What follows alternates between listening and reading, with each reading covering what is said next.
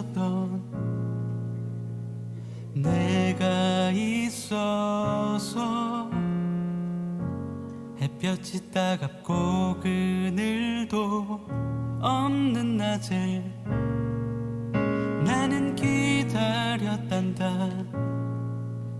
내가 내게 오기를 아무도 찾지 않는 한낮의 우물가에 어젯밤을 다 잠든 내가 내게로 온다. 아무도 찾지 않는 한낮의 우물가에 이제껏 삶에 지친 내가 내게로 온다. 나는 사마리아 여인에게 말을 건다. 기쁨에 참 말을 건다. 하늘 보좌 내려놓고 그래 여기에 왔다고. 넌 내게 다시 이리 재촉한다. 그 물을 내게 달라 한다. 넌 이미 보았다. 그 물이 여기에 바로 내 안에 있어.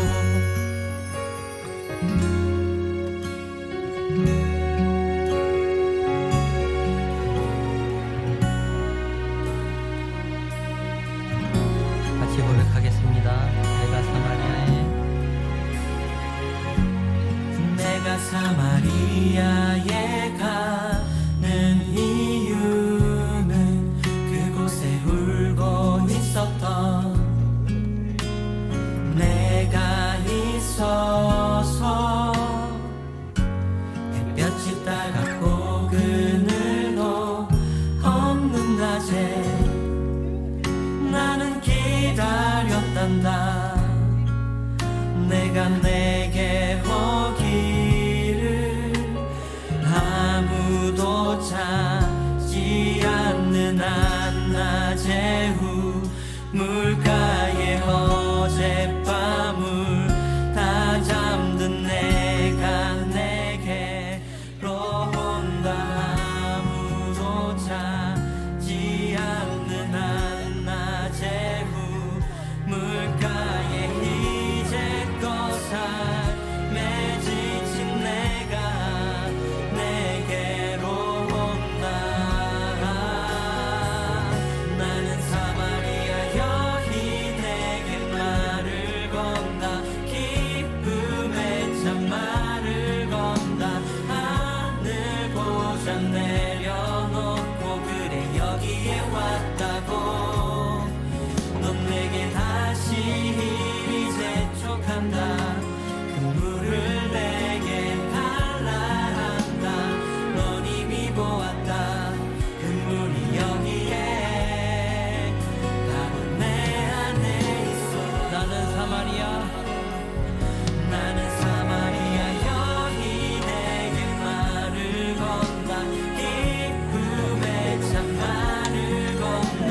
하늘 보좌 내려놓고 그래 여기에 왔다고. 넌 내게 다시 이리 재촉한다. 그 물을 내게 달라 한다. 넌 이미 보았다. 그 물이 여기에 내 안에 있어.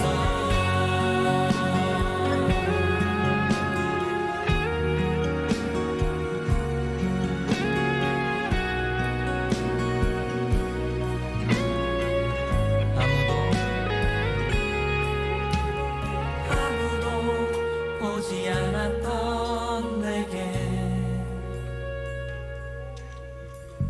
아무도 보지 않았던 내게 그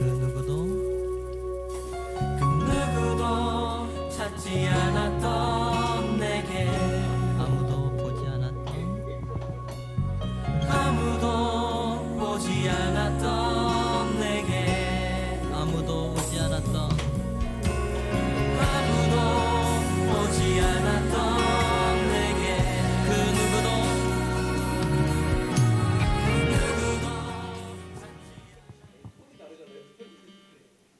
네, 안녕하세요.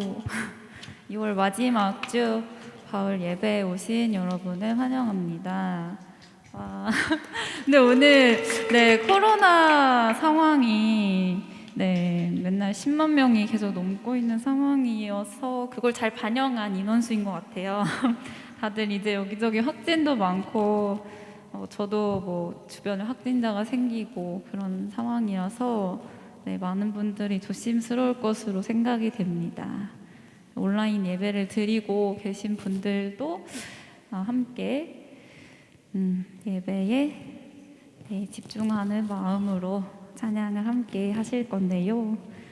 첫 번째 함께 하실 찬양은 내 마음속 전부를 이라는 찬양인데, 일단 오늘 제가 가져온 곡들이 다들 모르는 곡들이 좀 많을 것 같아요. 그래서 가사를 잘 묵상하면서 함께 했으면 좋겠습니다.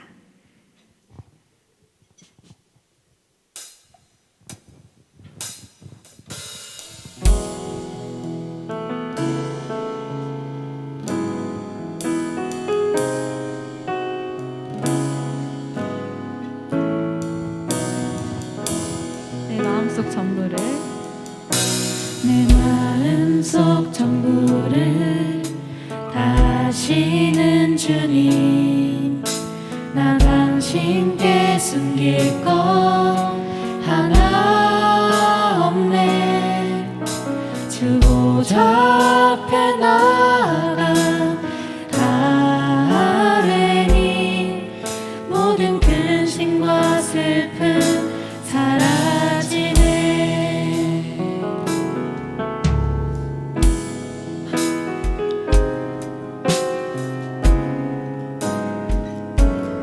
다시 한번 찬양할게요.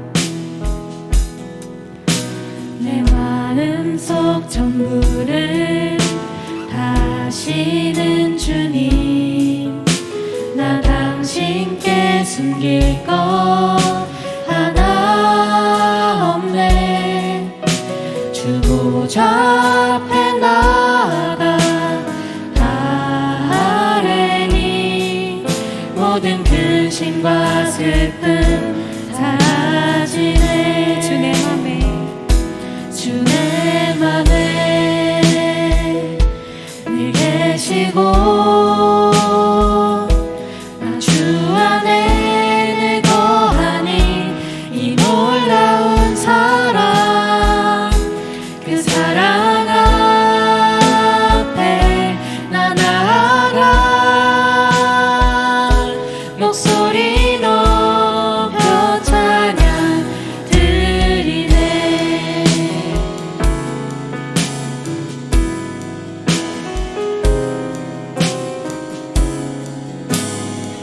내가 어디에 있든 2절 찬양할게요.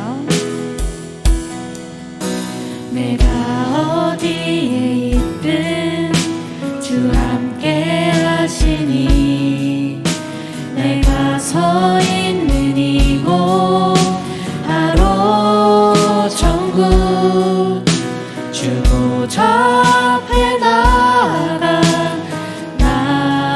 나서하니 주의 은혜와 사랑 넘쳐나네. 주내 맘에 주 내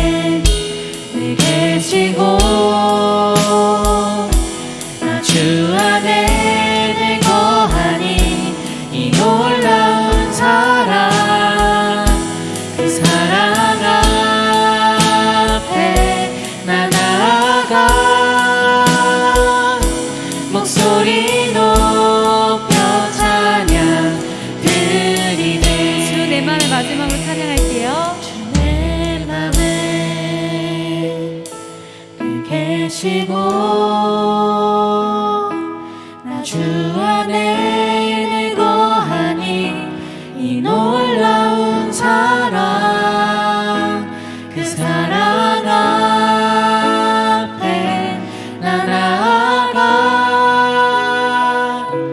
목소리 높여 찬양 드리네 그 은혜 보좌 앞에 나 나아가 경배 드리네.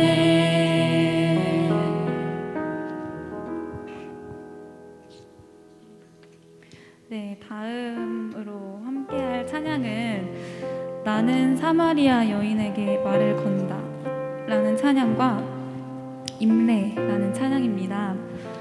나는 사마리아 여인에게 말을 건다 라는 찬양 익숙하지 않으신 분들도 계실 텐데요.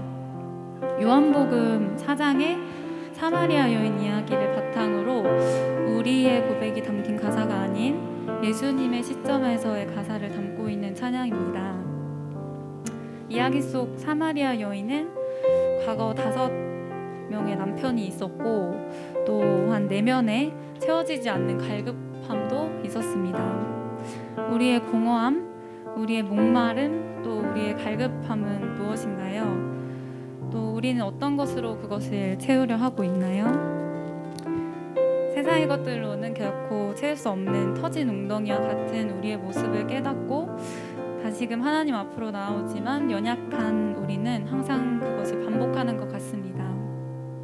우리의 갈급함을 채우시고 또 기다리시고 또 친히 찾아오시는 예수님의 마음을 생각하시면서 함께 찬양하시겠습니다.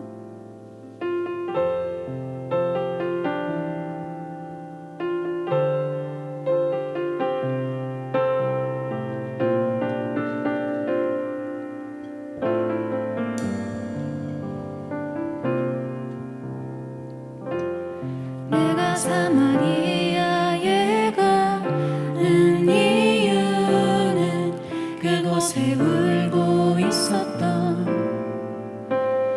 내가 있어서 햇볕이 따갑고 그늘도 없는 낮에 나는 기다렸단다. 내가 내게 오기를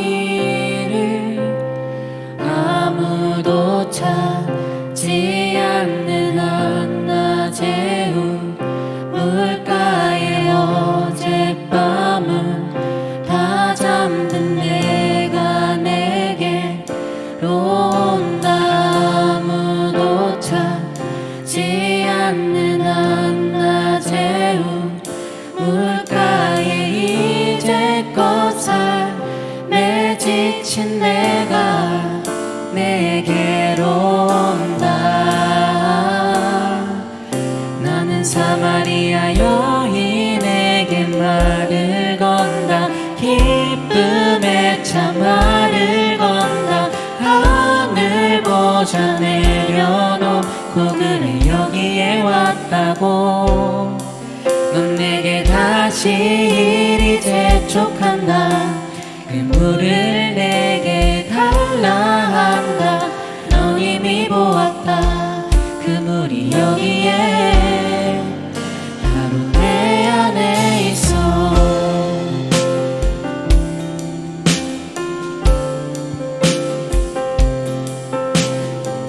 네, 다시 한번 가사를 묵상하면서 찬양하시겠습니다. 내가 사마리아에 가는 이유는 그곳에 울고 있었던 내가 있어서 햇볕이 따갑고 그늘도 없는 낮에 나는 기다렸단다. 내가 내게 오기를 아무도 찾지 않는 한낮의 물가에 어젯밤을 다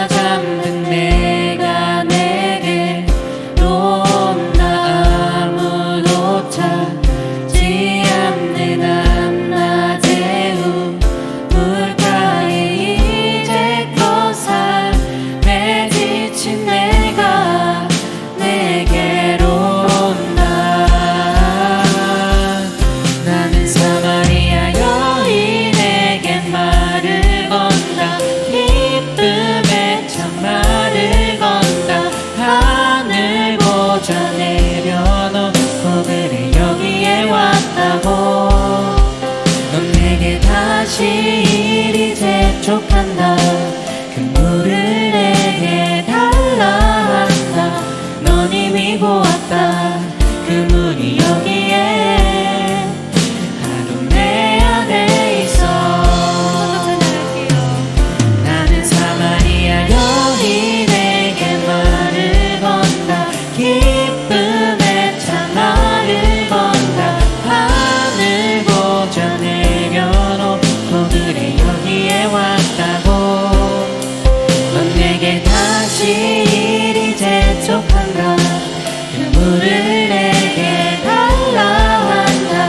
넌 이미 보았다. 그 물이 여기에 바로 내 안에 있어.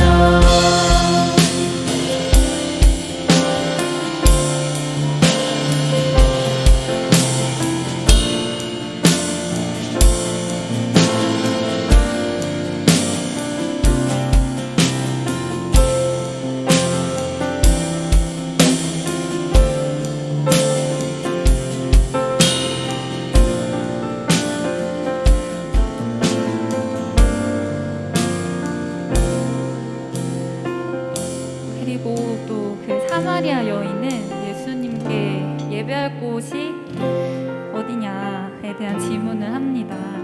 그리고 또 예수님은 대답하십니다. 아버지께 참되게 예배하는 자들은 영과 진리로 예배할 때가 오나니 곧 이때라. 아버지께서는 자기에게 이렇게 예배하는 자들을 찾으시니라. 하나님은 영이시니 예배하는 자가 영과 진리로 예배할지니라. 함께 임내 찬양하시겠습니다.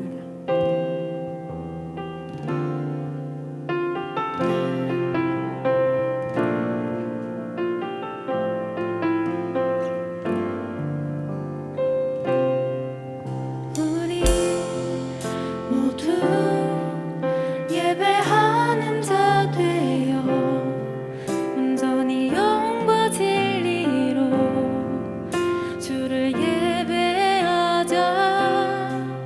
주가 우리와 함께 영원히 함께 하시고 마르지 않는 샘물로 우릴 채우시리. 우리 모두 예배하는 자 되어 온전히 영과 진리로 주를 예배하자.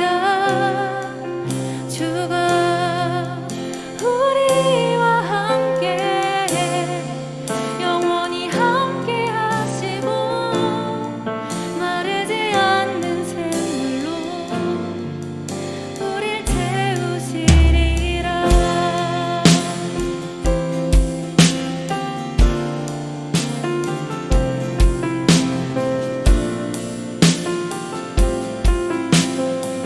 함께 찬양하시겠습니다. 우리 모두 예배하는 자 되어 온전히 영과 진리로 주를 예배하자.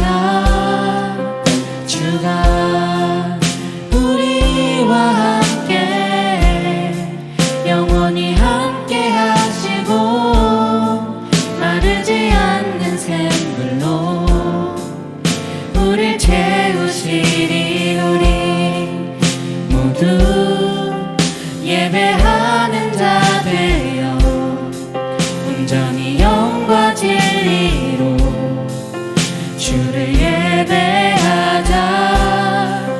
주가 우리와 함께 영원히 함께 하시고 마르지 않는 샘물로 우리 채우시리. 우리 모두 예배하는 자 되어 온전히 영과 진리로 주를 예배하자.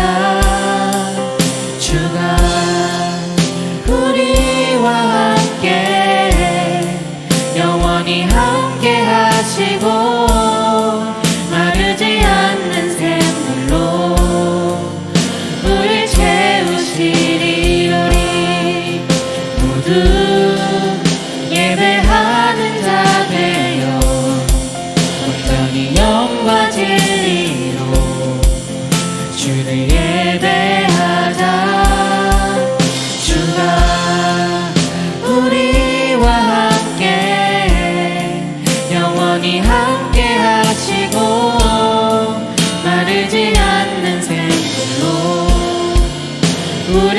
채우시리. 우리 모두 예배하는 자 되어 온전히 영과 진리로 주를 예배하자.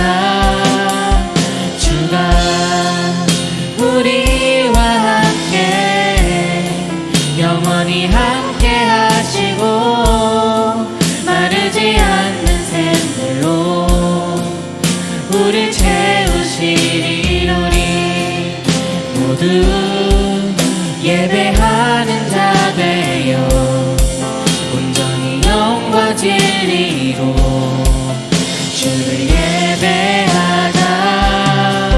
주가 우리와 함께 영원히 함께 하시고 마르지 않는 샘물로 우릴 채우시리라.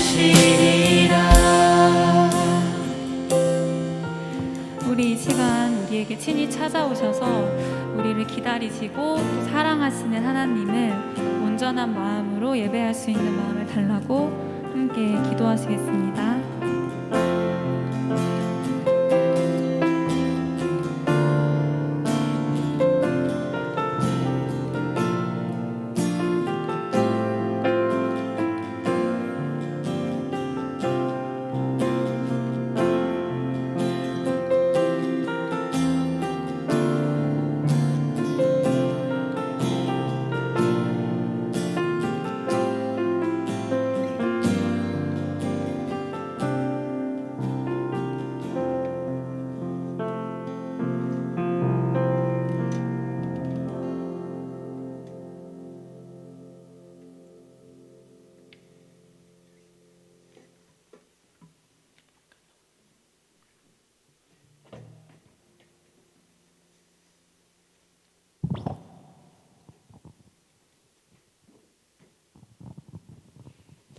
기도하겠습니다. 네, 평화의 왕이시요 전쟁의 주관자이신 하나님 아버지, 우크라이나가 러시아와의 전쟁으로 아파하고 있습니다. 아버지와 딸이 이별하고 연인이 헤어지며 연일 사망자가 발생하며 생이별이 지속되고 있습니다. 참혹한 이 현장을 방치하지 마시고 속히 전쟁을 멈추어 주십시오. 우리에게 어둠이 아닌 빛을 주시기 위해 친히 이 땅에 오신 주님, 우크라이나에 빛을 허락하여 주십시오. 연일 지속되는 미사일과 총알 소리에 신음하는 당신의 백성의 울부짖음을 외면하지 마십시오. 피난 중인 우크라이나인들을 위로하시고 돕는 손길이 그들 가운데 있게 하여 주십시오. 당신은 이 땅의 진정한 주인이시고 통치자이시자 우리의 아버지이십니다. 공의의 하나님, 재판관 되신 주님, 악을 심판하여 주십시오. 예수님 이름으로 기도합니다.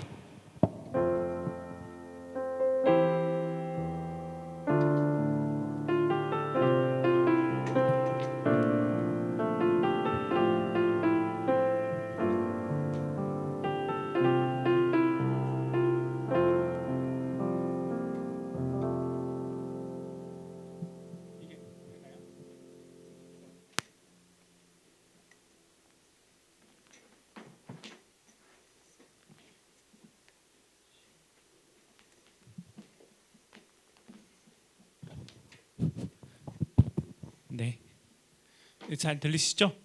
예, 오늘 이걸로 해야겠네요.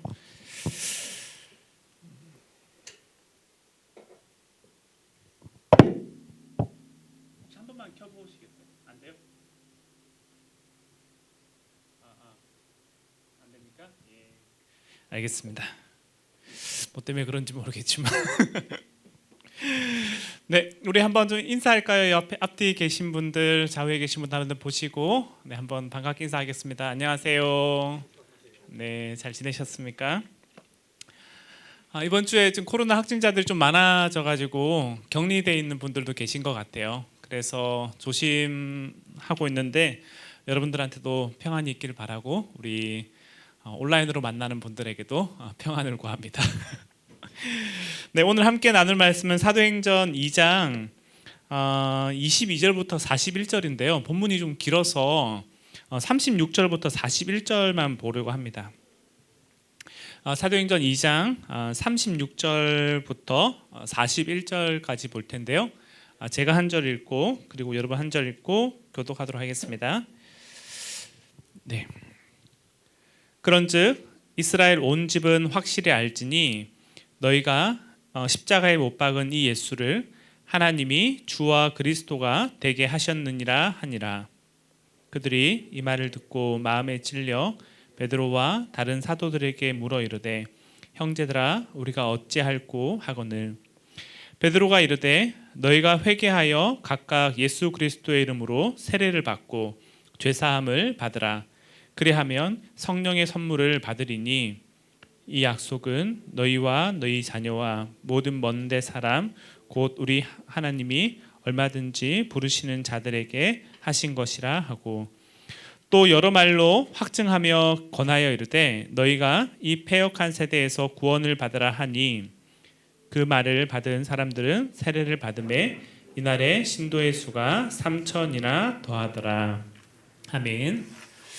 네, 오늘은 이제 한 가지 부족한 것이 있으니라는 제목으로 같이 말씀 나누려 합니다. 되나요? 예, 감사합니다.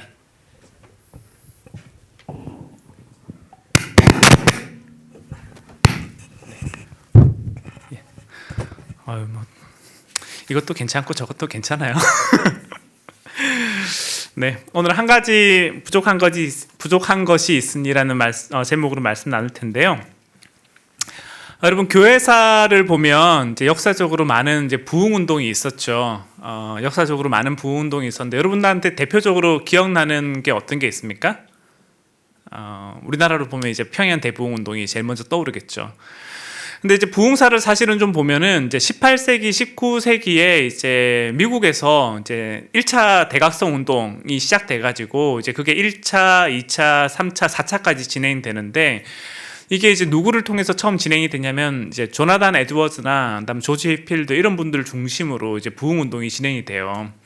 그래서 이제 부흥 운동이 1, 2세기 동안 상당히 오랜 시기 동안 진행이 되면서 그 시기를 통해서 많은 분들이 은혜를 받죠. 은혜를 받고 난 다음에 어떻게 하냐면 미국 사회 안에 참 많은 변화가 일어나게 되고 그리고 이제 그 일에 대한 어떤 결과로 선교사로 파송되는 사람들이 많이 생깁니다.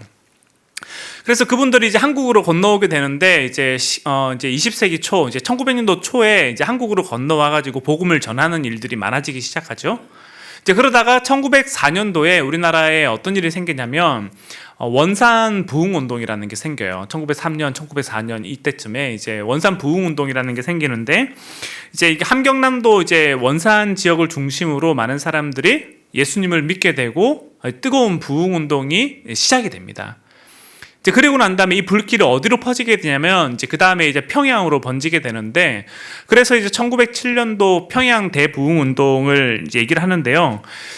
그 당시에 이제 기독교가 얼마나 폭발적으로 성장을 했냐면 이제 통계에 의하면 1904년도에 한국 그리스도인들의 숫자를 얼마를 추산하냐면 보통 9천 정도를 추산을 해요. 1904년도에 9천 정도를 추산하는데 평양 대부흥 운동을 지나고 난 다음에 1910년도에는 기독교인들의 숫자를 얼마를 추정하냐면 18만 명을 추산합니다. 그러니까 이제 5, 6년 사이에 몇 배가 증가한 거예요? 20배 정도가 자란 거죠. 그래서 이제 그 당시에 이제 정말 많은 분들이 뜨겁게 예배하고 뜨겁게 기도하고 뜨겁게 찬양했기 때문에 선교사들이 평양을 보면서 뭐라고 얘기했냐면 동방의 예루살렘이다라고 얘기를 했어요. 이 사람들이 정말 뜨겁게 예배하고 노래 부르고 하나님을 찬양하는 모습을 보면서 이 동방의 예루살렘이다. 이거는 정말 오순절날 성령 강림이 임했던 그때의 모습과 너무 비슷하다는 얘기를 합니다.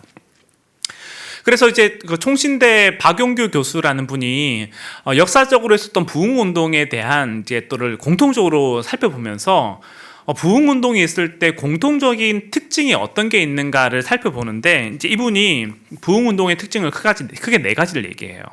첫 번째가 뭐냐면 부흥 운동이 있기 전에 거기 뭐가 있었냐면 거기 기도 운동이 있었다는 얘기를 합니다. 그러니까 사람들이 이미 준비가 되어 있었고 하나님의 은혜를 받을 예비, 준비 자세가 되어 있었기 때문에 그래서 부흥운동이 가능했다는 얘기를 첫 번째로 얘기를 하고, 그리고 난 다음에 두 번째를 뭘 얘기하냐면 이게 단순히 사람들의 어떤 감정적인 고취나 흥분 상태가 아니라 되게 이성적이면서도 말씀 속에서 이들의 반응했다는 얘기를 해요. 그러니까 첫 번째가 준비하는 사람들의 기도운동이 있었고, 두 번째가 그곳에 말씀이 있었다라고 얘기를 하고, 세 번째는 어떤 얘기를 하냐면 이것들이 어떤 설교자의 스킬이나 웅변이나 그런 것이 아니라 성령의 역사였다라고 얘기를 합니다. 그래서 우리가 하나님의 말씀을 일반적으로 어디에 비유합니까? 히브리서를 보면 하나님의 말씀은 살아서 운동력이 있고 좌우의 어떤 날성건보다 예리해서 사람의 영과 혼과 관절과 골수를 찔러 쪼갠다라고 얘기를 하잖아요. 근데 이제 어떤 얘기를 하냐면 하나님의 말씀이 검이라면 이 검을 가지고 누가 집도를 한다라는 거예요? 성령께서 집도를 한다는 거죠. 그러니까 성령께서 하나님의 말씀으로 사람들의 생각과 마음에 숨겨진 것들을 드러내다 보니까 결과적으로 어떤 일이 벌어진다라고 얘기하냐면 결과적으로 사람들이 회개하면서 하나님 앞에 자신의 삶을 돌이키게 되는 일들이 일어난다는 얘기를 합니다. 그래서 평양 대부흥 운동이 이 네 가지의 특징들을 다 가지고 있다고 얘기를 하는데, 그래서 이제 그 당시에 있었던 어떤 결과물 중에 하나가 뭐냐면 양심전 운동이라는 게 있죠. 이게 뭐냐면 사람들이 하나님을 예배하고 노래하고 기도하는 가운데 하나님이 내 마음에 뭘 깨닫게 하는 거예요. 죄를 깨닫게 하니까 이전에는 생각지 않았던 것들이 생각이 나는 거죠. 그래서 어떤 분이 어떤 얘기를 하냐면 내가 옛날에 선교사의 집에서 돈을 훔친 적이 있다. 왜냐하면 그 당시에 여러분 한국 사회의 경제적인 규모가 어려웠기 때문에 선교사들의 집은 이제 대부분 크고 양옥이잖아요. 그래서 이제 그 집을 가서 뭐 도와주거나 이런 일들이 많이 있었는데 집에 가보니까 돈이 굴러다니는 거죠. 그래서 이제 그 돈을 이제 슬쩍 가져온 일이 있었는데 어떤 분이 예배를 드리면서 하나님 은혜를 주시니까 자기가 그렇게 했다라는 거를 깨닫게 한 거예요. 그래서 선교사한테 가가지고 내가 옛날에 이랬어요 라고 얘기하니까 선교사가 이제 용서해주고 돌려보내죠. 돌려보내는데 이 사람이 집에 가다가 무슨 생각이 나는 거냐면 몇십 년 전에 내가 관공서에서 나라에서 일을 하면서 돈을 받은 적이 있는데 그때 자기가 받아야 되는 돈보다 조금 더 받은 거죠. 그랬더니 어떻게 했냐면 그거를 그냥 그 당시 아무도 모르니까 그냥 꿀꺽했어요.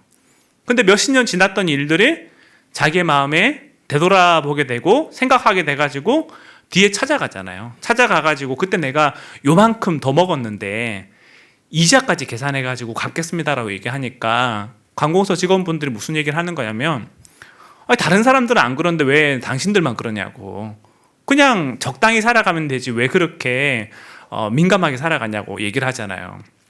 그래서 이제 그때 사람의 양심에 따라서 돈을 갖다 줬다 해가지고 양심전 운동이 일어났는데 그게 평양 대부흥 운동의 하나의 결과라는 거예요. 그래서 이제 박용규 교수가 얘기하는 이 네 가지의 조건이 평양 대부흥 운동 때 있었다라는 거죠. 대부분의 부흥 운동에 동일하게 있었습니다. 기도하는 사람들이 있었고 그곳에 말씀이 있었고 그 말씀이 성령에 따라서 운행하기 시작했고 그 말씀이 사람들의 마음판에 새겨져 가지고 우리의 숨겨진 것과 더러운 것과 감춰진 것들을 모두 다 드러내게 되는 일들이 있었다라고 이제 박용규 교수가 얘기를 해요. 근데 여러분 오늘 본문을 보시면 사실은 이제 그 당시에 있었던 그 부흥 운동의 특징이 사실은 오늘 본문에서 그대로 동일하게 나타나죠. 왜냐하면 여러분 실제로 제가 사도행전 1장을 볼 때 사도행전 1장에서 제가 제자들이 뭘 했다고 얘기를 했습니까? 예수님이 하늘로 올라가시고 난 다음에 제자들이 뭘 했습니까? 기도했잖아요. 주께서 성령을 보내주시기로 약속을 했기 때문에 제자들은 그 성령을 받기 위한 기도를 하고 있었죠. 이게 사도행전 1장에 나타났던 일이었습니다. 그리고 난 다음에 성령께서 임하시고 난 다음에 베드로가 오늘 본문을 보면 오늘 본문에서 뭘 하고 있냐면 베드로가 설교를 하고 있죠. 그래서 22절부터 36절까지를 보면 이제 베드로가 긴 설교를 하고 있는데요. 긴 설교의 요점이 뭐냐면 36절에 그 요점이 기록되어 있어요. 그러니까 베드로가 두 갈씩 설교를 하는 게 아니라 미갈식으로 제 설교를 하는데 36절을 보시면 베드로의 설교의 결론이 뭐냐면 36절에 뭐라고 되어 있습니까? 그런즉 이스라엘 온 집은 확실히 알지니 너희가 십자가에 못 박은 이 예수를 하나님이 주와 그리스도가 되게 하셨다라는 게 이제 사실 베드로의 설교의 요지죠. 그래서 22절부터 36절까지를 사실 조금 정리하면 그런 거예요. 사람들이 생각할 때 사람들은 예수님이 자기가 하나님의 아들이라고 얘기를 하는 그 미치광이 짓을 벌리다가 심판을 받았고, 그래서 십자가에 달려 죽은 것이 그 전혀 이상한 게 아니다라고 사람들은 생각하는데, 근데 그 예수를 하나님이 어떻게 했다는 거예요? 그 예수를 하나님이 죽은 자 가운데서 다시 살리셨고, 근데 이게 그냥 우연한 사건이 아니라 베드로가 뭐라고 얘기를 하는 거냐면 이게 구약 성경에 이미 예언됐던 일이다. 근데 그 예언을 누가 한 거냐면 다윗이 그 얘기를 했었고, 다윗이 그 예수님을 보면서 뭐라고 얘기하냐면 주님이라고 불렀었고, 그 주님이 지금도 하늘 보좌에서 이 땅을 다스리고 있다는 얘기를 하면서 제자들이 한결같이 무슨 얘기를 하냐면 주가 죽으시고 부활하시고 승천하신 이 모든 일들에 우리가 뭐라고 얘기를 하는 겁니까? 우리가 증인이라는 얘기를 하는 거예요. 그러니까 베드로와 그 제자들이 함께 이 얘기를 당당하게 하는데, 이 설교를 듣고 난 다음에 사람들의 마음에 어떤 반응이 찾아오기 시작하냐면 사람들의 마음에 두려움이 찾아오기 시작합니다. 그래서 여러분 37절을 보시면, 오늘 본문 37절을 보시면 2장 37절에 뭐라고 되어 있습니까? 그들이 이 말을 듣고 그 다음에 뭐라고 되어 있어요? 마음에 찔려라고 얘기를 하잖아요. 근데 여기 이제 마음에 찔려라는 말이 그 헬라어로 뭐냐면 카타니소라는 말인데, 이 말의 뜻이 뭐냐면요, 여러분 말들이 뛰어갈 때 따그닥따그닥 하고 뛰어가잖아요. 그 말들이 지나가고 난 다음에 그 땅바닥에 뭐가 새겨지나요? 말발굽이 새겨지죠. 그러니까 말들이 힘차게 발을 딛고 난 다음에 땅에 말발굽이 생겨지는데, 그 말발굽이 새겨지는 걸 뭐라고 얘기하냐면 그걸 카타니소라고 불러요. 그러니까 지금 무슨 얘기를 하는 거냐면 베드로가 설교를 하고 난 다음에 그 설교가 사람들의 마음을 어떻게 했다는 겁니까? 말들이 지나가면서 그 땅을 밟고 지나갔던 것처럼 사람들의 마음을 때린 거예요. 그랬더니 이제 이 사람들이 어떤 반응을 보이기 시작하냐면, 사실은 그 전에 이 사람들이 베드로와 그 제자들이 하나님에 관한 큰 일을 얘기할 때 어떻게 반응했습니까? 아무렇지도 않게 생각했잖아요. 오히려 갈릴리에서 온 이 시골 촌놈들이 뭔 짓을 하고 있는 거냐라고 하면서 사실은 이제 비웃었고 무시했고 업신여겼는데, 그래서 술 취한 거라고 생각했는데, 지금 베드로가 하나님의 말씀을 전하고 설교를 하고 난 다음에 사람들이 어떻게 반응하냐면 망치로 한 대 딱 맞은 것처럼 그 말씀이 내 마음판을 완전히 박살내버리게 되는 일들을 경험하게 되는 거예요. 그래서 그 설교를 듣고 난 다음에 이 사람들이 베드로에게 묻는 거죠. 우리가 어떻게 하면 좋겠냐? 우리가 지금 망하게 됐는데 이런 상황에서 어떻게 하면 좋겠냐라고 물어보니까, 그런 상황에서 베드로가 뭐라고 얘기합니까? 38절을 보시면 너희가 회개하여 각각 예수 그리스도의 이름으로 세례를 받고, 그리고 뭐라고 합니까? 그 다음에 제사함을 받고, 그러면 성령이 너희에게 임할 것이다 라고 얘기하는데, 여기서 보면 세 가지가 나오잖아요. 회개, 제사함, 그 다음에 뭡니까? 세례, 제사함, 이 세 가지가 나오는데, 사실은 이게 다 의미가 조금씩은 다 다르지만 사실은 궁극적으로는 똑같은 얘기를 하고 있어요. 왜냐하면 회개라는 것이, 죄라는 것이 그 당시에 화살이 날아가는데 정확한 관역을 향해 날아가는 것이 아니라 잘못된 관역으로 날아가는 걸 일반적으로 유대인들이 죄라고 생각했거든요. 그러니까 잘못된 관역으로 가던 데서 우리가 돌아오고, 너희가 회개하고, 세례라는 것이 물 아래 들어가면서 내가 죽고 물 밖에 나오면서 다시 사는 거기 때문에 이전의 모습으로부터 다시 내가 죽고 다시 살고, 그리고 제사함을 받을 때 유대인들이 다른 동물에게 죄를 넘기잖아요. 그리고 그걸 통해 가지고 어떤 걸 얻게 되는 거냐면, 내가 원래 죽어야 됐지만 얘가 대신 죽었던 것처럼 내가 하나님 앞에 다시 살아갈 수 있는 힘을 얻게 됐다. 이게 이제 제사함의 근원적인 의미이기 때문에 베드로가 이 세 가지를 얘기하면서 무슨 얘기를 하는 거냐면, 너희가 이전의 행동을 벗어버리고 예수님 앞에 나아오란 얘기를 합니다.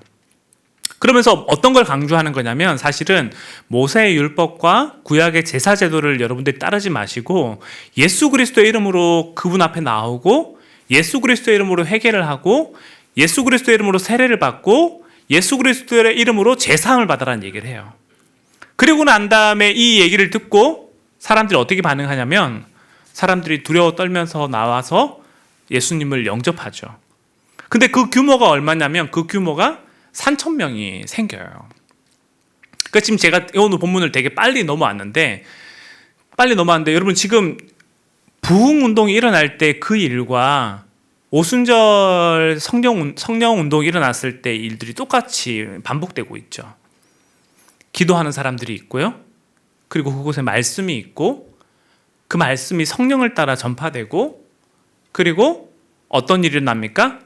사람들 마음에 이전에는 내가 얕잡아 보고 아무런 생각도 하지 않던 그 말씀이 그 사람들이 그들의 말이 내 마음을 찌르기 시작하면서 돌이키는 일들이 일어나는 거잖아요. 그런 측면에서 부흥운동의 역사랑 오순절 성령 강림 운동의 역사가 사실은 일맥상통해요. 근데 제가 말씀을 묵상하면서 어떤 생각이 들었냐면 오늘 우리 교회에도 오늘 한국 교회에도 이런 일이 있으면 얼마나 좋을까 하는 생각이 들었어요. 근데 여러분 현실은 어떻습니까? 우리가 이런 일들이 일어나기를 원하지만 현실은 어떻습니까? 이게 참 쉽지가 않죠. 여러분 기억나실지 모르겠지만 실제로 2007년도에 평양 대부흥운동 100주년을 기념하면서 어떤 일이 있었습니까?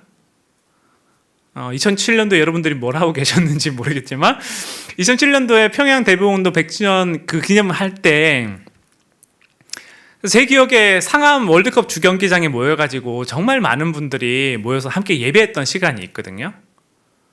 근데 그때 설교를 누가 하셨냐면 그때 설교를 사랑의 교회 고 옥하는 목사님이 설교를 하셨어요. 근데 옥하는 목사님이 설교를 하시면서 어떤 본문을 했냐면 요한계시록 설교를 하시면서 한국 교회를 어디에 빗댔냐면 4대 교회에 빗댔어요. 그래서 한국 교회가 이름은 있지만 사실상 죽은 교회와 별반 다를 바 없다라고 얘기하면서 옥하는 목사님이 이렇게 만든 일에 장본인이 나라고 얘기하면서 사자후를 토했거든요. 근데 제 기억에 그날의 모습이 되게 선명하게 기억이 나요. 그래서 사람들이 정말 뜨겁게 기도했고 사람들이 정말 열심히 기도했습니다. 1907년도에 그때 하나님이 한국 교회에 은혜를 주셨던 것처럼 오늘 다시 한국 교회 가운데 하나님 은혜 주시기를 정말 많은 사람들이 기도를 했어요. 근데 아이러니하게도 2007년을 기점으로 한국 교회가 내리막을 걷기 시작해요. 대부분의 교회와 대부분의 선교단체가 2007년을 기점으로 내리막길을 걷기 시작합니다. 그래서 제가 말씀을 준비하면서 이제 그런 생각이 든 거죠.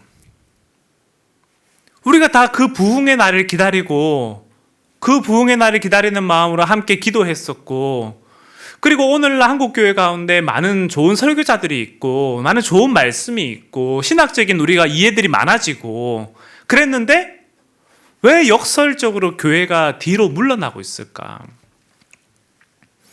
근데 제가 말씀을 준비하다 어떤 생각이 들었냐면 이 네 가지의 어떤 부흥운동의 요점 가운데 특징 가운데 우리에게 뭐가 부족할까 생각해 보다가 제 마음에 우리 안에 마음의 찔림과 회개를 잊어버린 게 아닌가 하는 생각이 들었어요.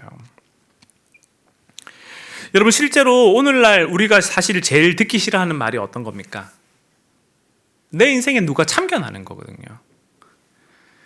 그래서 정혜신 선생님이 쓰신 당신이 옳다라는 책을 보면 사람들이 어떤 말을 싫어한다라고 얘기해요? 그 책을 보면 사람들이 충조평판을 싫어한다고 얘기하죠. 이게 뭡니까? 충조평판이. 누가 내 인생에 충고하고 누가 내 인생에 조언하고 누가 나를 평가하고 누가 나를 판단하는 말을 싫어한다라고 얘기를 합니다. 그래서 사람들이 팩트라는 말 뒤에다 어떤 말을 덧붙였어요? 팩트? 폭행이라는 말을 덧붙였죠. 팩트 폭력. 사실을 얘기한다 하더라도 그 말 자체가 나를 불편하게 하기 때문에 가치적인 말을 담아가지고 가치를 담아서 팩트 폭력이라는 말을 만들었고 대신에 사람들이 어떤 말을 듣기 좋아합니까? 당신이 옳다라고 얘기하면서 무조건적인 용납과 수용을 받기를 원하죠. 그래서 정혜신 선생님이 그 책에서 어떤 얘기를 하냐면 오늘 우리 곁에 충족 평판을 하는 사람이 아니라 무조건적인 수용과 용납을 통해서 당신이 옳다라고 말하는 사람이 필요하고 그리고 오늘 우리 곁에 다정한 전사가 필요하다는 얘기를 해요.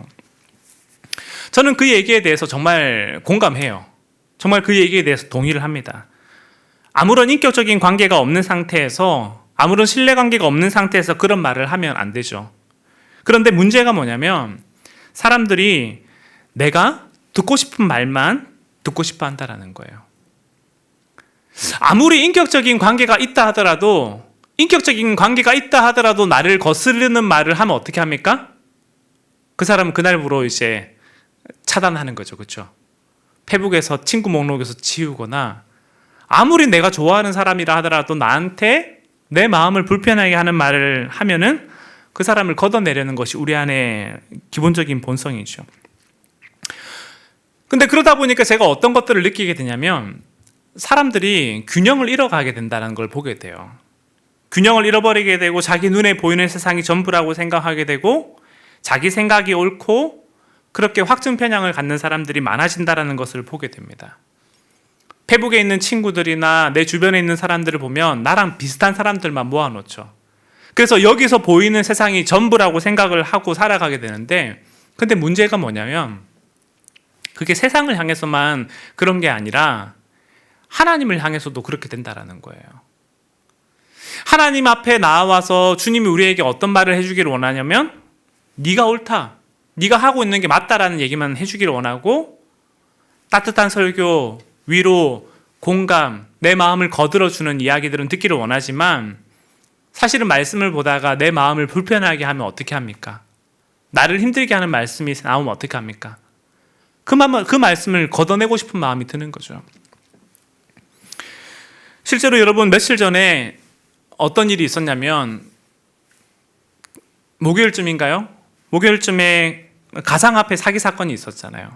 여러분 신문을 보신 분들 아시겠지만 BTS 연계 상품, 뽀로로 연계 상품 해가지고 이제 가상화폐 이제 어떤 조직이 만들어졌고 1,300억대의 이제 사기 사건이 생겼는데 제가 제 주변에 있는 어떤 분이랑 실제로 얘기를 하다가 그런 얘기를 했어요.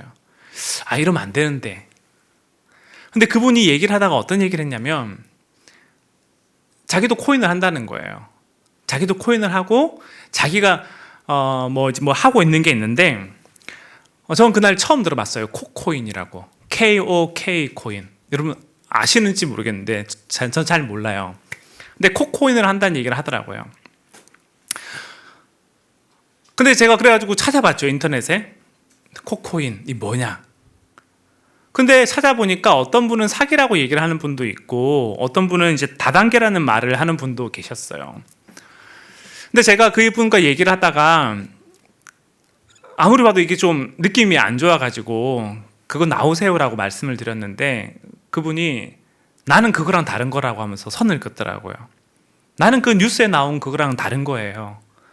여기에 나를 소개해 준 분이 누군지 아세요? 우리 교회 권사님이에요. 이분이 몇 년 전부터 이런 일을 해오셨고 그러면서 돈을 엄청 벌었어요. 그걸 가지고 교회 헌금을 엄청 많이 하고 계세요. 교회 집사님도 있고 여기 유치원 원장도 있고 뭐 누구도 있고 뭐 얘기하더라고요. 그래서 제가 그 얘기를 하다가 대화가 이제 안 통하는 걸 느꼈어요. 대화가 안 통하는 걸 느꼈고 서로 이제 평행선을 달리는 걸 확인하고 난 다음에 당신 인생이니까 당신이 선택하시라고. 근데 대화가 안 통하고 이제 헤어졌는데 헤어지고 난 다음에 제 마음이 되게 힘들었죠. 이게 과연 정상인가? 그 그룹에 들어가 있는 사람들이 제가 알기로는 대부분 50대, 60대, 70대 분들이 코코인이라는 그 그룹에 들어가가지고 제가 생각할 땐 다단계처럼 보이는데 그분은 다단계가 아니라고 얘기를 해요. 근데 이분들이 정말 가상화폐의 가치를 알고 블록체인 기술을 알고 그래가지고 미래 사회를 정말 투자하기 위해 들어갔을까? 라는 생각보다는 제 마음이 어떤 생각이 사실은 더 많이 드냐면 돈 놓고 돈 먹게 하려는 마음으로 뛰어든다라는 생각이 더 많이 들었어요. 근데 그 일에 교회에 계신 분들이 앞장서고 불러 모아가지고 이거 하면 대박 나가지고 헌금 많이 할 수 있다는 얘기를 하는 이제 그 모습이 사실은 저에게 이번 주에 너무 큰 충격이었어요. 사람들이 말을 안 듣는구나. 근데 그러다가 제가 어떤 생각이 들었냐면 몇 년 전에 제가 전주에 있을 때 한 교회 전도사님이, 저희 가족이 출석하던 교회 전도사님이 저희 집에 신방으로 오셨습니다. 유치부 전도사님이. 근데 저희 집에 와서 보니까 책장에 책이 많잖아요. 그래서 남편분 뭐 하세요? 물어보니까 사역자라는 얘기를 한 거죠. 그랬더니 이분이 갑자기 신방으로 오셨다가 무슨 얘기를 하기 시작하냐면 자기가 다단계를 하고 있는데 요즘에 사역자들이 힘들어요. 나중에 사역 끝내시고 나면 갈 임지도 없는데 이거 하시면 먹고 사는 문제 해결돼요 하면서 복음을 전하는 게 아니라 다단계를 갑자기 설교를 하시더라고요. 그 아내가 사실은 기분이 너무 나빴어요. 제가 이제 없을 때 왔다 갔거든요. 근데 아내가 너무 기분이 나빴고 나중에 찾아보니까 이미 교회 안에서 성도들을 대상으로 다단계 일들을 오랫동안 해오신 이력이 있더라고요. 그리고 이제 그 담당 교회 목사님이 그러면 안 된다라고 이제 경고를 했는데 경고를 했음에도 불구하고 계속해서 그 일을 하고 있다라는 거를 나중에서야 알았어요. 근데 그 일하고 이 일하고 또 오버랩이 되는 거예요. 이게 지금 정상인가? 사람들이 뭘 보고 살아가는 거지? 그런 권면을 하고 그렇게 하면 안 된다라고 얘기를 했음에도 불구하고 그 일을 계속하는 그분도 믿고, 근데 그걸 알고 있음에도 불구하고 그분을 계속해서 전도사로 두고 있는 그 교회 목사님도 믿고, 가장 앞에 그 자기는 다단계가 아니라고 얘기하면서 그 안에서 계속해서 사람들을 불러 모으는 사람들도 믿고, 근데 아무리 무슨 얘기를 해도 사람들의 마음에 안 들리는 거죠. 그 제 마음에 이번 주에 이 일들이 너무 큰 충격이었어요. 사람들이 도대체 뭘 믿고 살아가는 걸까? 정말 우리 안에 자각이 있는 걸까? 윤리적으로, 도덕적으로, 신앙적으로 하나님 앞에서 우리가 정말 거룩한 삶을 살기를 원한다라고 얘기하지만 사람들의 마음 가운데 정말 양심이라는 것이 우리가 살아있을까? 어쩌면 우리는 내가 듣고 싶은 말, 내가 믿고 싶은 거 얘기하고 누가 내 인생 참견하면 그 사람 걷어내고, 다른 사람이 내 인생 참견하는 건 싫은데 어찌 보면 또 우리는 다른 사람의 인생에 참견하고 그들의 인생을 충족 평판하기엔 또 얼마나 좋아해요. 그래서 제가 이번 주 지내면서 마음에 너무 이제 이 혼돈되는 마음이 너무 컸어요. 혼돈된 마음이 너무 컸고, 어쩌면 한국 교회가, 오늘 우리 교회가 괴물을 만들어 가고 있는 건 아닐까 하는 생각이 들었습니다. 내가 하는 데는 다 이유가 있고, 내가 하는 데는 다 납득할 만한 상황을 설명할 수 있고, 하지만 다른 사람들에 대해서는 쉽게 비판하고 판단하는 모습을 보게 된 거죠. 그래서 제가 오늘 설교 제목을 그렇게 지은 거예요. 한 가지 부족한 것이 있으니. 정말 우리가 예수 그리스도의 복음 앞에서 부흥을 경험하기를 원한다면 우리 가운데 기도하는 운동이 있어야겠죠. 우리 가운데 말씀이 선포돼야 됩니다. 그리고 우리 가운데 성령의 일하심이 있어야 되는데, 이것이 단순히 종교적인 카타르시스나 내 감정적인 경험에 그치지 않기 위해서는 뭐가 필요한 거냐면, 그 말씀이 내 마음을 때리고, 말들이 지나가듯이 내 마음판을 때리고 지나가면서 하나님의 마음 말씀 앞에서 내 상황이 들어가고 숨겨진 것들이 밝혀지고 내 안에 정말 온전한 회개와 변화가 있어야 되는데, 과거에는 너무 병적으로 내 잘못에 대해서 모든 것이 내 문제요 했던 것이 문제라면, 오늘날에는 너무 쉽게 그 말들을 하지 않고 지나가는 일들이 오늘날 우리에게 더 큰 문제가 되는 것은 아닌가 하는 생각이 든 거죠. 그래서 저는 이번 주를 지내면서 사실 마음이 너무 힘들었고요. 그리고 우리 바울 공동체가 정말 한국 교회가 이 부분에 있어서 다시 영적인 감각을 회복하면 좋겠다라는 생각이 들었어요. 예배를 드릴 때마다 그 말씀이 우리의 심령을 때리고 쪼개는 일들이 있었으면 좋겠고, 성도가 성도들이 만났을 때 우리의 삶나눔 가운데 정말 진짜 나눔이 있고 서로를 향한 권면이 있으면 좋겠다, 그런 생각이 들었어요. 그래서 오늘 설교를 준비하면서 사실 어떤 생각도 해봤냐면 리플렉션 질문지를 만들어서 우리 바울에게 나눠줄까? 그 생각도 했었거든요. 근데 굳이 그럴 필요가 없겠다는 생각이 들었어요. 왜냐하면 제가 아까 전에 그 코코인 검색한다고 막 검색했잖아요. 그리고 난 다음에 핸드폰에 들어가니까 온통 광고가 가상화폐 광고가 뜨는 거예요. 그러면서 리플렉션 질문지가 따로 필요가 없구나. 내 핸드폰을 꺼내가지고 지난 한 주일마다, 주일날 오기 전마다 여러분들의 핸드폰을 띄워놓고 어떤 광고가 뜨는지를 확인해 보면 지난 한 주 동안에 내 관심사가 어디 있는지를 확인할 수 있겠구나. 그러니까 소그룹 나눌 때 별반 거 필요 없겠다는 생각이 들었어요. 소그룹 나눌 때 자, 핸드폰 까는 거예요, 그냥. 핸드폰 까고 자, 광고를 한번 띄워봅시다 하면서 이제 띄우는데 거기 올라오는 게 내 관심사인 거죠. 거기 올라오는 게 내 관심사고 내 취미 활동이고 요즘에 내 마음의 상태인 거죠. 물론 그렇게 할 마음은 없습니다. 하면은 많은 사람들이 시험에 빠질 거기 때문에 그렇게 할 마음은 전혀 없지만, 그만큼 우리 안에 영적인 자각과 회복이 필요하지 않을까 하는 생각이 든 거죠. 사랑하는 여러분, 그런 측면에서 오늘 우리 인생을 돌아볼 때 우리에게 뭐가 부족합니까? 저는 진짜 이 말씀이 오늘 우리의 심령 가운데 새겨지고 그 말씀에 따라서 우리의 삶이 하나님 앞에서 돌이키고 반추하고 성장하고 성숙해 가는 그 일들이 정말 우리에게 있었으면 좋겠어요. 제가 말씀을 마무리하려고 하는데 지난주 너무 힘들어서 그런 상황에서 제가 산책을 하러 나갔습니다. 산책을 하러 나갔는데 이찬수 목사님 설교를 들었어요. 산책을 하면서 이찬수 목사님 설교를 들었는데 목사님이 이제 그 얘기를 하시더라고요. 자기가 이제 교회를 할 때 자기 아들이 주일날 영화를 보러 가면 안 되냐고 선생님이 다 오라 했다고. 그래서 주일날 저녁에 영화를 보러 가기로 했는데 나도 그거 가고 싶다고 했는데 이찬수 목사님이 그거 안 보내줬대요. 왜냐하면 그 당시에는 신앙이 되게 보수적이었고, 그리고 주일에는 주일 성소가 중요했기 때문에 내 어떤 쾌락을 위한 즐거움을 위한 활동을 하면 안 된다 생각해가지고 안 보내줬대요. 근데 이 아들이 나중에 이찬수 목사님한테 뭐라고 얘기를 했냐면, 아니 왜 집사님 아들은 되는데 목사님 아들은 안 되냐고. 아니 왜 집사님은 되는데 목사님은 안 되냐면서 이렇게 막 하소연하면서 울었다라는 얘기를 하더라고요. 근데 그 얘기를 설교를 듣는데 그 얘기가 참 제 마음에 정말 와닿았어요. 우리가 그리스도인으로서 하고 싶은 게 얼마나 많아요. 나도 그리스도인으로서 하고 싶은 게 얼마나 많아요. 나도 세상 사람들과 똑같이 살아가고 싶은 마음이 왜 없겠습니까? 우리 안에 그런 마음이 다 있죠.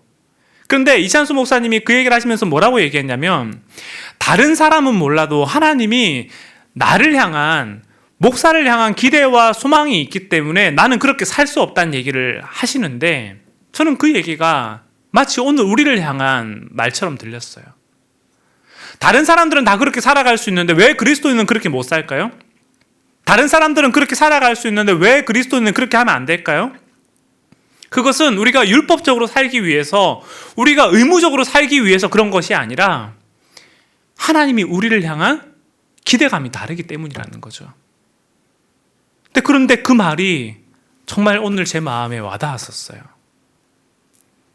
하나님이 말씀을 통해서 우리를 찌르고 우리를 책망하고 우리를 가르치실 때 하나님 뭘 원하실까요? 저는 그것은 다른 게 아니라 다른 사람은 몰라도 너만은 그렇게 살지 않기를 원한다라는 하나님의 간곡한 외침이라고 생각합니다. 사랑하는 여러분, 그런 측면에서 오늘 우리가 하나님 앞에서 우리의 마음이 살아 움직이면 좋겠어요. 말씀 앞에 진심으로 반응할 수 있고, 그 말씀이 오늘 나에게 뭐라고 말씀하시는지 겸손히 들을 수 있고, 그리고 성도들 안에서, 우리 소그룹 안에서 서로를 향한 진짜 영적인 권면도 할 수 있고, 사랑 안에서 진리를 말할 수 있고, 내가 너를 정말 사랑하지만 근데 너 그렇게 살면 안 돼 라고 말할 수 있는 그런 바울 공동체가 되면 너무 좋지 않을까요? 그런 공동체가 되어야 되지 않을까요? 그래서 이 말씀이 오늘 우리에게 그것을 얘기하는 것 같아요.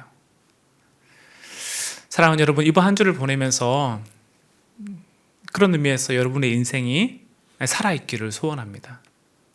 단지 하나님의 말씀을 보는 것이 내 종교적인 활동의 영역을 넘어서서 정말 그 말씀이 나를 깨우고 훈계하고 가르치는 일들이 있으면 좋겠습니다. 그래서 시편 16장 7절을 보면 이렇게 기록되어 있습니다. 제가 말씀을 읽어드릴게요. 시편 16장 7절을 보시면 나를 훈계하신 여호와를 송축할지니라. 밤마다 내 심장이 나를 교훈하도다. 저는 이 말씀이 오늘 우리의 마음에 깊이 새겨지면 좋겠습니다. 나를 훈계하신 여호와를 송축할지니라. 밤마다 내 심장이 나를 교훈하도다. 그 주님의 말씀이 우리를 가르치고 그 주님의 말씀이 우리를 때로는 혼내고, 하지만 그 주님의 말씀 앞에 우리가 주님 미워 이러면서 그냥 도망치지 않고 정말 나를 훈계하신 그 주님을 송축할 줄 아는 우리 바울 공동체가 되면 좋겠습니다. 이 시간 우리 함께 찬양 하나 하고 같이 기도할 텐데요. 오늘 이 자리에 모인 우리라는 찬양을 좀 같이 부르려고 합니다. 한번 좀 찬양을 부르기 전에 한번 여러분들의 인생을 한번 좀 잠시 반추해 보면 좋겠는데요. 여러분들은 누군가 나를 혼내고 꾸짖고 책망하는 얘기를 듣기 원합니까? 저는 그런 얘기 정말 듣기 싫어해요. 누가 저 인생에 간섭하는 거 정말 싫어하고요. 누가 저를 통제하는 거 되게 싫어합니다. 하지만 길들여지지 않은 말들은 제대로 된 길을 걸어갈 수가 없겠죠.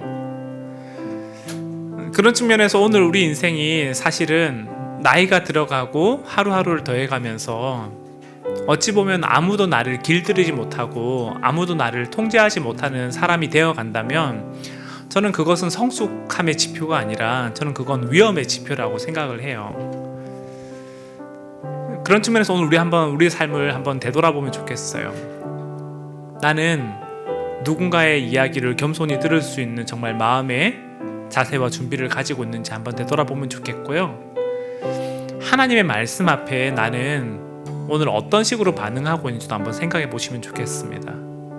그 말씀을 겸손하게 들을 줄 아는, 청종할 줄 아는 눈이 있는지, 그 귀가 있는지 한번 생각해 보시면 좋겠고, 만약에 내가 그런 말들이 참 나를 불편하게 한다면 왜 그런지도 한번 생각해 보시면 좋겠어요. 그래서 저는 우리 공동체가 진짜 하나님 앞에 살아 있었으면 좋겠습니다. 하나님 우리에게 한 가지 부족한 것이 있으니 라고 그 말씀하실 때 나에게 어떤 부분들이 그렇게 부족하다고 생각되는지 한번 되돌아보시면 좋겠고, 이 찬양을 부르면서 하나님 우리에게 당신의 겸손함과 당신의 거룩함과 당신의 정직함이 우리 가운데 온전히 회복될 수 있게 해달라고 함께 기도하는 마음으로 찬양하면 좋겠습니다. 우리 함께 찬양하며 주님 앞에 나아가도록 하겠습니다.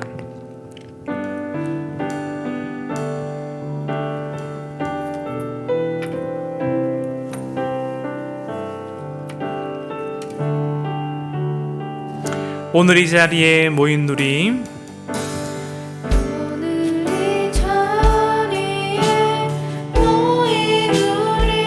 어린 양 예수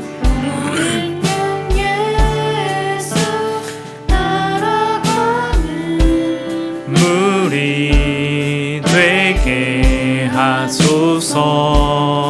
성령의 충만한 임재 안에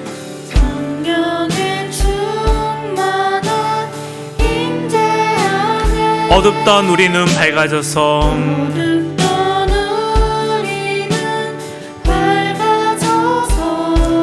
주를 보게 하소서. 다시 한번 찬양합시다. 오늘 이 자리에 모인 우리, 오늘 이 자리에 모인 우리, 어린 양 예수 따라가는 무리 되게 하소서.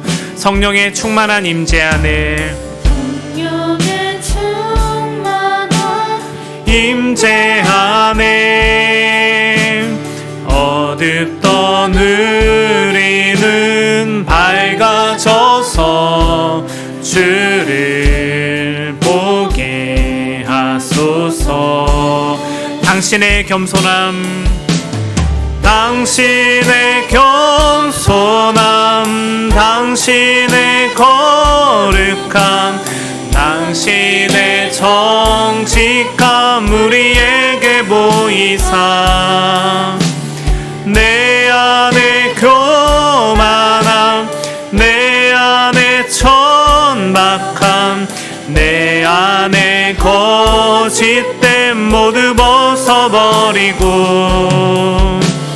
어린 양 예수 따라가는 무리 되게 하소서. 다시 한번 찬양합시다. 오늘 이 자리에 모인 우리, 오늘 이 자리에 모인 우리, 어린 양 예수 따라가는 무리 되게 하소서. 성령의 충만한 임재 안에, 성령의 충만한 임재 안에 어둡던 우리는 밝아져서 주를 보게 하소서.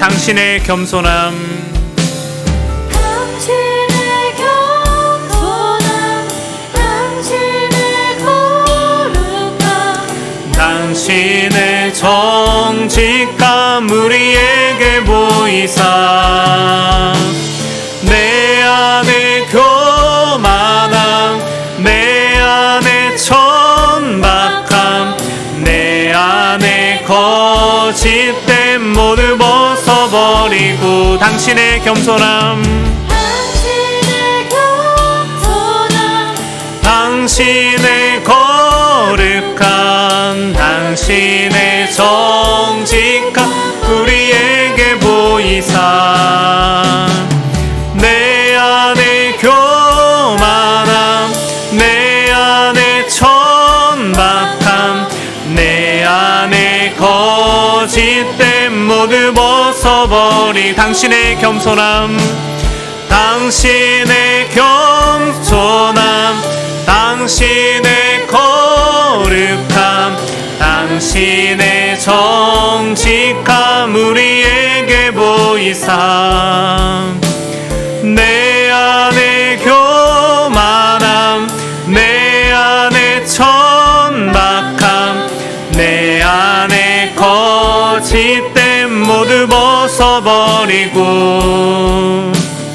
어린 양 예수 따라가는 무리 되게 하소서. 이 시간 우리 한번 같이 기도할 텐데요.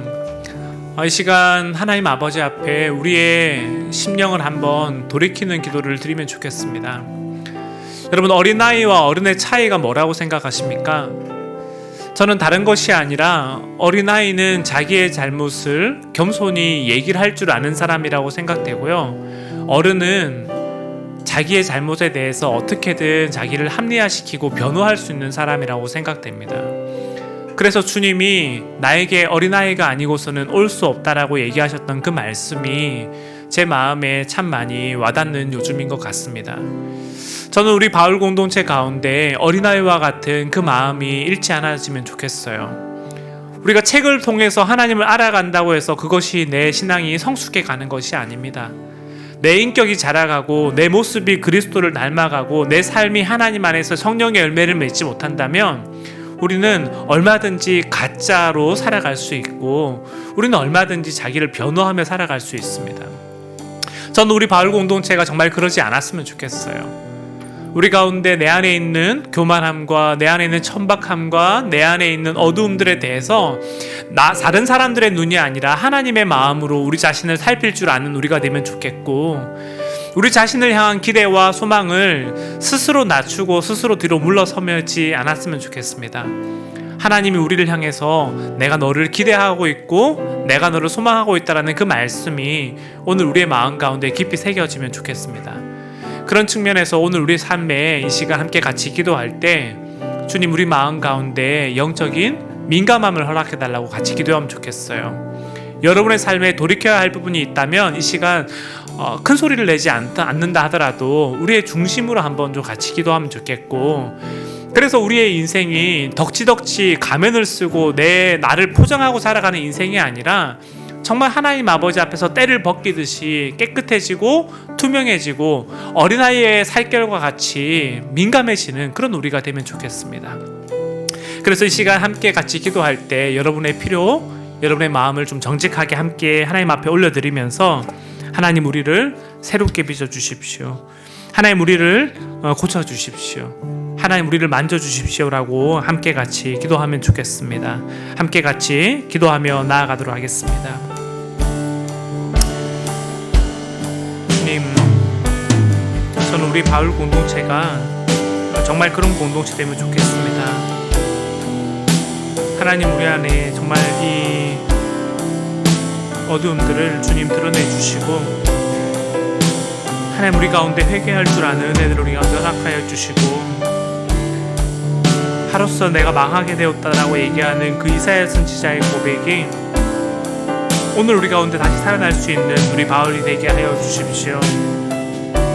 하나님 아버지, 니고데모를 향해서 네가 거듭나지 않으면 하나님 나라에 들어갈 수 없다라고 얘기하였던 것처럼, 그래서 우리가 예수 그리스도를 만날 때 정말 나의 존재와 나의 인생 앞에서 우리가 절망을 경험하였던 것처럼, 아버지, 우리 사랑하는 바울이 하나님 아버지 앞에 그러한 일들을 경험할 수 있게 해주시고, 정말 여호와 하나님 아버지 앞에 우리 인생이 돌이키고 하나님 아버지 앞에 반성하고 반추하고 하나님 아버지 앞에 나아갈 줄 아는 그런 인생 되게 하여 주십시오. 하나님, 우리의 인생의 껍질이 딱딱하게 굳어지지 않게 하여 주시고, 정말 하나님 아버지 앞에 오늘 우리의 마음이 정직하게 돌아가고 하나님 아버지를 만날 수 있도록 아버지, 우리 가운데 그러한 은혜들을 허락하여 주시기를 원합니다.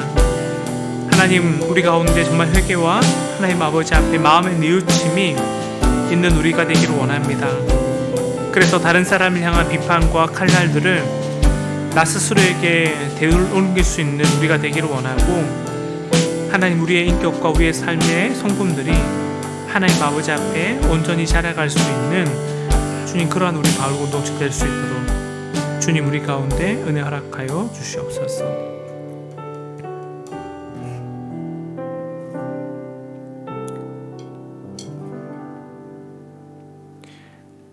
하나님, 주께서 제자들을 향해 너희의 의가 바리새인보다 낫지 아니하면 결단코 천국에 들어갈 수 없다라고 하셨던 그 경고의 말씀이 하나님, 오늘 우리의 삶 가운데 온전히 이루어지게 하여 주시옵소서. 하나님, 우리가 하나님의 은혜를 정말 싸구려로 값싼 취급하지 않게 하여 주시고, 하나님, 오늘 우리의 삶이 예수 그리스도를 닮아가는 삶의 열매와 아름다운 삶의 성품의 향기가 온전히 차고 넘칠 수 있도록 주님, 우리를 빚어 주시옵소서. 하나님, 이곳에 있는 우리 사랑하는 바울 인생 가운데 정말 예수 그리스도를 닮아가는 그 삶의 여정이 있게 하여 주시고, 하나님, 때때로 우리의 마음판이 찢어지고 우리의 삶이 쪼개지고 하나님 아버지 앞에 화로서 내가 망하게 되었도다라고 고백하며 나아갈 때 하나님, 그런 우리를 당신께서 품에 안으시고 회복케 하는 일들이 우리 가운데 일어나게 하여 주시옵소서. 그래서 우리의 관계가 정말 서로가 서로를 세우는 관계 될 수 있게끔 하여 주시고, 하나님 아버지 앞에 우리의 영혼이 비춰지고 밝히 세워지고 밝히 드러나는 온전한 회복이 우리 가운데 있게 하여 주시옵소서. 그래서 초대교회가 부흥을 경험하였던 것처럼, 그리고 한국교회가 100년 전 이 땅 가운데 하나님의 복음이 후광하였던 것처럼, 오늘 우리 제자들 교회가 하나님의 은혜 가운데 정말 살아나고 회복되며 성령의 아름다운 열매를 맺어가는 귀한 공동체 될 수 있도록 주님 은혜 허락하여 주시옵소서. 오늘 우리의 삶을 주께 의탁드리며 예수 그리스도의 이름으로 기도합니다. 아멘.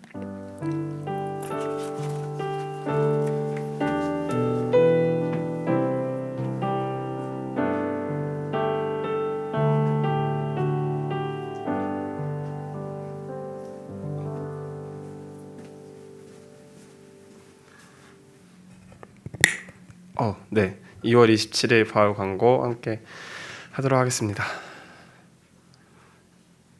광고를 넘겨주세요. 저를 보여주시지 마시고. 네.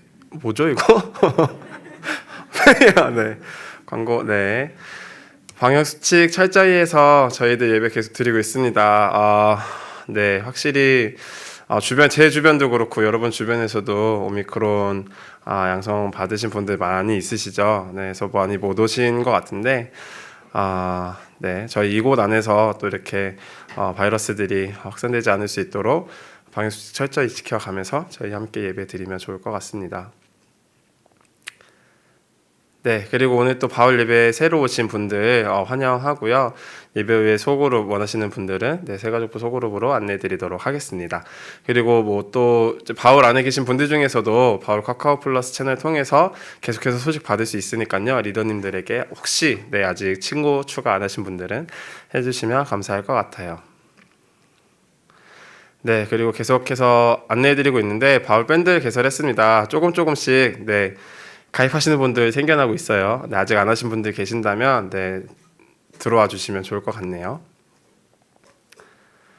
네, 그리고 저희가 3월 10 너무 글씨가 안 보여요. 여러분도 안 보이시나요? 3월 12일 주일에 찬양 예배를 드리려고 해요. 그래서 엘리너스 찬양팀이 준비를 하고 또 이제 바울 디모데 같이 연합 예배를 드리면서 또 동시에 전교인까지는 아니지만 이제 다른 분들도 원하시는 분들 계신다면 함께 찬양 드릴 수 있게끔 준비를 하려고 합니다. 해서 그렇다라는 거를 3월 13일이네요. 그렇다라는 것을 알아주시면 좋을 것 같고요. 뭐 모르는 분들이 계셔도 놀라지 마시라는 말씀 미리 드리도록 하겠습니다. 예배 시간은 그대로 저희가 진행이 되니까요. 예배 시간에 맞춰서 와주시면 될 것 같아요. 넘겨주세요. 그리고 또 저번 주에 말씀을 드렸던 바울의 동아리들이 있는데 그 동아리들을 좀 소개하는 시간들을 가져보려고 해요. 그래서 그 바울 동아리 소개해 주실 대표분들 좀 앞으로 잠깐 모셔보도록 하겠습니다. 나와야 되겠다 싶은 분들은 나오시면 돼요. 나오세요. 나오세요, 여러분. 해주시기로 한 분들 나와주시면 될 것 같고요. 보은 누나 나오시나요? 네, 장난이고요. 죄송합니다. 규일이 형 안 나오시나요? 네. 나와주시고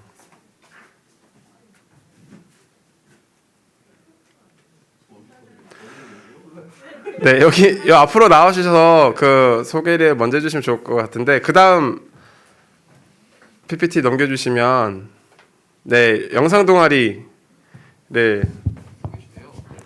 영상 동아리를 소개해 주시면 좋을 것 같네요. 네, 안녕하세요. 저는 안성우고요. 저희 영상 동아리로 하기로 했고 한 달에 2회에서 3회 정도 이제 시작을 하기로 했고요. 그래서 프리미어로 영상 편집하는 것 하나가 있고 일러스트랑 포토샵 이렇게 서로 이제 가르쳐 주는 걸로 일단 시작을 했어요. 그래서 제가 프리미어 프로 2를 다루는 법을 제가 알려드리고 장윤진 누나가 이제 저에게 일러스트와 포토샵을 가르쳐 주는 걸로 하기로 했는데요.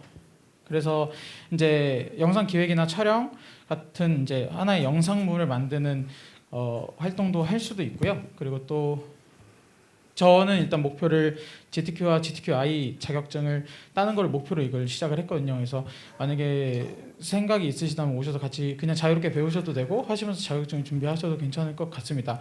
대신 이제 저랑 윤진 누나가 이제 처음에 동아리로 시작한 게 아니라 저희끼리 이제 서로 얘기가 되면서 시작한 부분이라서요. 저희가 이미 정한 시간이 있어요. 그래서 만약에 희망하신다, 그래서 시간도 맞으신다 하면 같이 하시면 좋을 것 같고요. 이제 노트북이 있으셔야 되고요.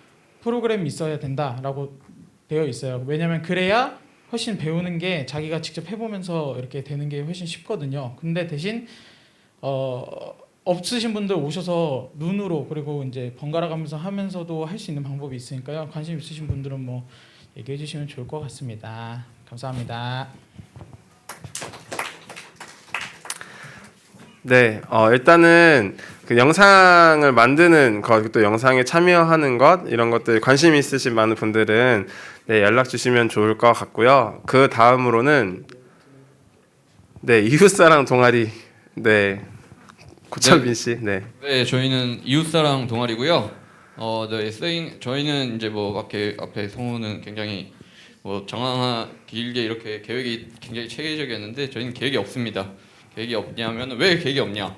이거를 같이 계획하기 위해서 무엇을 할 것인가, 언제 할 것인가, 무엇을 할 것인가, 누구를 위해 할 것인가 이걸 다 같이 계획하도록 하겠습니다. 네, 교회 밖으로 가서 이곳저곳 우리의 사랑을 전달하실 분 참여 부탁드립니다. 네, 그렇답니다. 네, 해서 그냥 우리 안에서 이렇게 머물고 즐기는 것도 좋지만 그것보다 또 밖으로 나가서 이 사회와 세상에 관심을 가지고 함께해 주실 바울분들 네, 참여 부탁드리고요. 그 다음은요. 네, 누가 이렇게 또 정성스럽게 문서를 만들어 오셨어요. 네, 좀 소개 좀 부탁드립니다. 네, 안녕하세요. 88또래 심규열입니다. 등산 동아리랑 사이클 동아리를 기획을 올렸었는데요. 앞에서 너무 생산적인 활동들을 말씀해 주셔가지고 저는 이게 뭔가 당한 거 아닌가 너무 당한 것 같은데 예, 저 약간 단순히 취미생활 동아리처럼 생각을 하고 살짝 기획을 올렸습니다. 저는 원래 혼자서도 등산 종종 가고요. 사이클 원래 취미로 타고 있습니다. 그래서 먼저는 사이클을 같이 할 수 있는 분이 계실까 싶어서 일단 그렇게 올렸는데 본격적인 장비를 쓰거든요. 예. 뒤로 넘겨주세요, PPT. 혹시 잘라놨나? 예, 저 정도의 자전거를 탑니다. 예, 저고요. 저렇게 타이즈 정도는 입어주셔야 같이 할 수 있지 않을까. 이게 사이클이고요. 그래서 모집 아마 없지 않을까 싶습니다. 그래도 혹시라도 있으실까 싶어서 올려봤고요. 혹시 넘겨주면 등산 동아리도 네, 있습니다. 주셨네요. 예, 등산은 그래도 누구나 할 수 있을 것 같습니다. 대신 등산화 발목까지는 덮어주는 안전한 우리 다들 대학교 졸업했고 직장인 정도의 연세지 않습니까? 그러면 다들 발목 부상 조심하셔야 되니까 옆으로 넘겨주세요. 네. 네, 뭐 보이나요? 저는 안 보이는데 여러 가지 등산 다 정복해 놓은 게 있습니다. 제가 최종 목표는 관악산 암벽 등반 금지라고 붙여 있는 곳 코스까지 생각해 보면 참 좋겠는데 저는 종종 갔어서 어쨌든 뭐 쉬운 산들도 있어요. 아차산, 용마산 정도도 뭐 간단하게 할 수 있고요. 그리고 일정은 모르겠습니다. 좀 인원이 모여지는 것 그리고 모인 인원의 일정을 좀 다 고려해봐야 될 것 같아서 그 부분은 제가 어떻게 못했고요. 저는 일단 평일은 좀 힘들고요. 토요일 오후도 네 이것저것 양보를 하면은 가능합니다. 네, 일단 그래서 많은 관심으로 참여를 신청해 주시면 그 이유를 좀 더 계획해 보도록 하겠습니다. 네, 저 사이클과 등산 공지사항 보고서 네, 저희 회사에서 빵 터졌거든요. 저거 한번 다 공유하고 싶은데 네, 그 바울 밴드에 올려놓도록 하겠습니다. 보시고서 좀 같이 웃으시는 시간 가지면 좋을 것 같고 네, 역시나 좀 이제 우리 건강 챙겨야 될 나이거든요. 그래서 사이클, 등산 네, 우리 건강도 생각하고 네, 즐거움도 생각해서 뭐 많이 같이 해주시면 좋을 것 같습니다. 그래서 일단 이렇게 세 가지 동아리들을 소개를 하고 또 나는 이거 같이 하고 싶다, 저거 같이 하고 싶다 또 생기시는 분들은 연락 주시면 네, 언제든지 계속해서 동아리 활동들 소개하고 또 부원들 모집하는 시간들 가지도록 하겠습니다. 네, 넘겨주세요.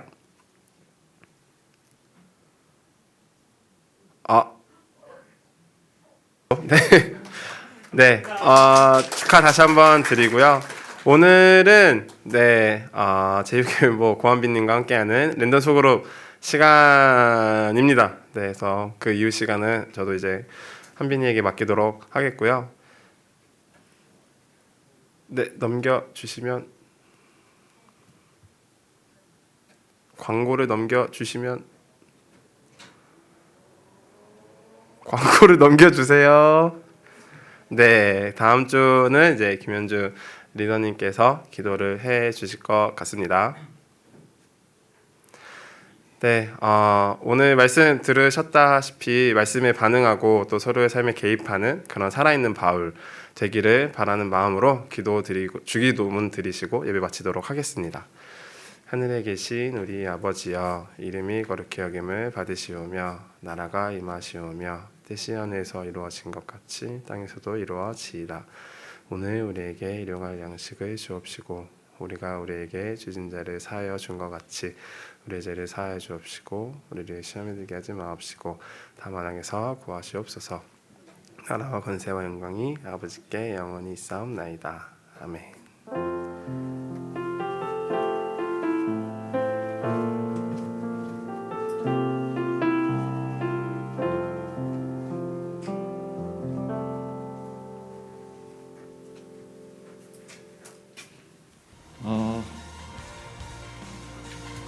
예배가 잘 끝났습니다. 박수. 자, 오늘 원래 랜덤 소그룹 하는 날인데요. 오늘 랜덤 소그룹을 원래 좀 기획했던 게 있었는데 조금 그 코로나로 인해서 참여율이 좀 저조해서 저희가 절대 뭐 준비를 안 하거나 그런 게 아니고요.